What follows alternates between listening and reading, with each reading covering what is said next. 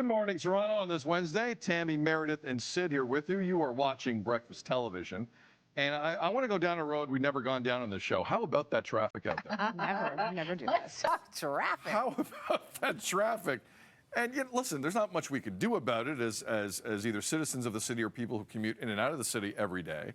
But the one thing that I think we all go back to at some point is, how much worse can this get? How bad can the traffic situation get in Toronto and the surrounding GTA over the next 5, 10, 15 years? And then when I think of that, I smile internally because I think it can't get worse. It just can't get worse than this. Well, Dun, dun, dun, dun. news outlet The Trillium, through the Freedom of Information Act request that they made, got their hands on some internal documents from the Ministry of Transportation. So keep in mind, this isn't a pundit just making some guesses on air. This isn't us speculating. This is from the Ministry of Transportation. They're saying gridlock in the GTA by 2041 could be so bad, drivers could be crawling 20 kilometers an hour to 50 on highways. And that's going to be the norm. And that is with the new Bradford bypass being built, the potential 413 that's going up, that has a lot of people upset just at the thought of it. And again, so we have a graphic here to show you what some of this information is showing us here by 2041. The top red line, that's the 413. That's when it gets built. The green line in between, that's the 407. Free commerce will always reign. You got to pay for that. That's going to be clear. And the 401 below that's going to be a parking lot. So when I read these numbers, Mayor, out loud from my face, you feel what?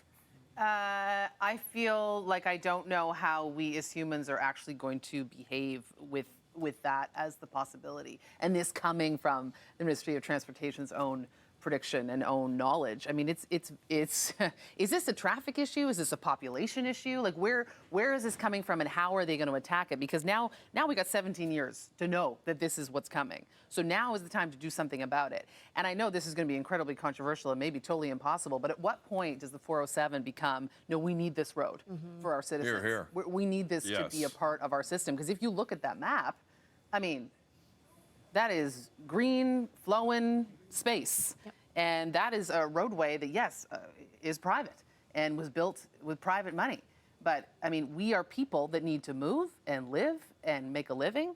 And there might be a time where you know, the government is going to have to raise some very tough conversations with that. Yeah, there's been some suggestion from the NDP here in the province to have even trucks, having the tractor trailers get free access to the 407, at least to free up space on the 401. But I think by 2041, even that's not going to help. If we're crawling 20 to 50K an hour along the 401, 410, QEW, and so on, that might not even help either. So there is that question, because the 407, it is not an inexpensive road. A lot of people do use it, but you're doing it out of almost desperation because you don't want to be stuck in what you know is going to be traffic on the 401. I can't imagine it getting worse than what it is now. And we have the Ontario line coming. We do have transit infrastructure that is being built. However, it's not really touching those areas. So that's not really going to help. It may help a little bit more in the downtown core and in the city itself, but outside, what do you do when this newly built highway, the 413, is showing red like that? Yeah. And it's not even there yet. It's not there yet. And it is there. It's being built to not be red. Yeah. Right. It's being built to have actual movement happening on that highway. Look, I mean, you're basically saying the rest of the GTA is going to look like Lakeshore every day. Because right now, Lakeshore every day is this. You're not going anywhere. It's a complete mess. This is going to be an economic issue for this region. This is going to be a mental health issue for a lot of people who have to deal with that traffic all the time. And I want to end on a positive here and say to any future politician in Toronto, the GTA, or Ontario, if you tell me you can fix this, you got my vote.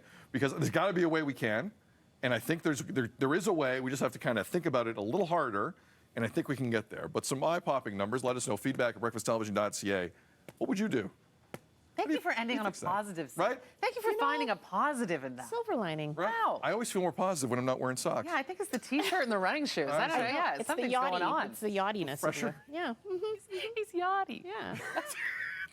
Here come the Photoshops. Thanks, Tim. Tim's got a news update coming up. Also coming up, why vocal confidence is essential for children, especially in their academic performance and emotional well-being. School's right around the corner. It's a big topic that's coming up. 7:26. Good morning.